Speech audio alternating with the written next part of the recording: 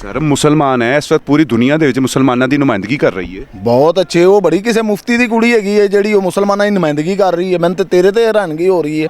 ਲਾਨਤ ਜੋ ਅਗਰ ਉਹ ਮੁਸਲਮਾਨ ਹੈ ਫਿਰ ਤੇ ਕਿਸੇ ਮੁਸਲਮਾਨ ਨੇ ਉਹਨੂੰ ਮੰਨਿਆ ਕਿ ਵੀ ਉਹ ਸਾਡੀ ਨੁਮਾਇੰਦਗੀ ਕਰੇ।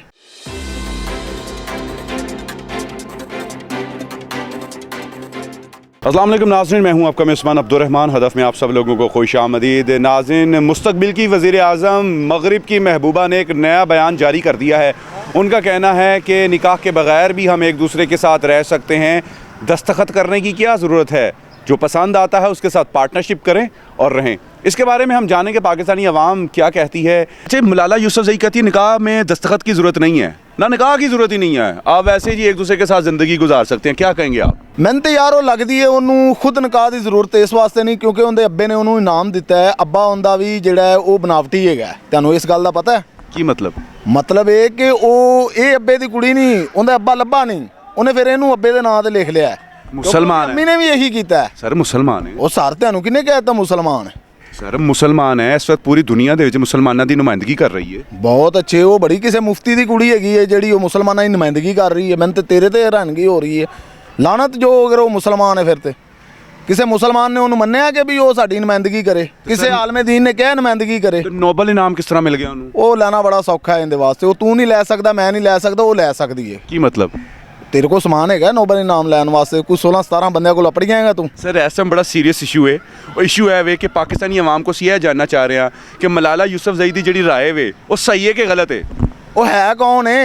मुस्तकबिल दी वज़ीर आज़म बनने वाली है।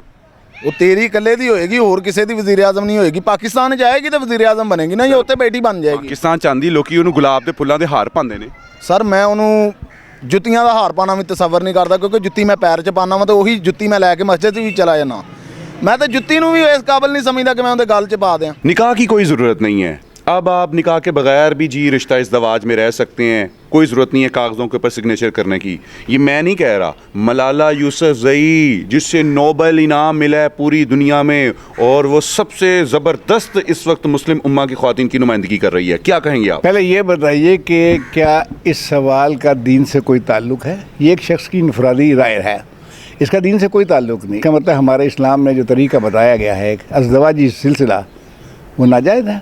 सैयद आदम से लेके आज तक इंसानी रिश्तों की बुनियाद निकाह है। मदर नेचर को गवाह बना के कहते हैं आज से तू मेरी मुँह बोली बीवी, मैं तेरा मुँह बोला खावत, जब दिल भर गया तो तू अपनी राह ले, मैं अपनी राह ले। कैसा माशरा चाहते हैं? मुस्तकबिल की वज़ीर आज़म है पाकिस्तान की। आई थिंक कि जो इसे वज़ीर आज़म बनाएंगे वो इससे ज़्यादा बदनसीब और लादीन होंगे। पूरी दुनिया में स्पीचेस कर रही है, उसको अमन का इनाम दिया गया कि सबसे पीसफुल ये खातून है। अगर पूरी दुनिया मिलकर ये कहने लगे कि शराब हलाल होगी तो क्या मैं मान लूँगा?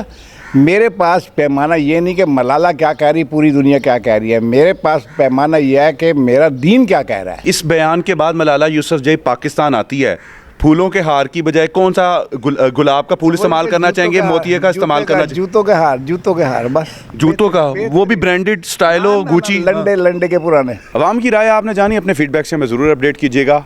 आपकी क्या राय है, हमें इंतज़ार रहेगा कमेंट बॉक्स में। अल्लाह हाफ़िज़।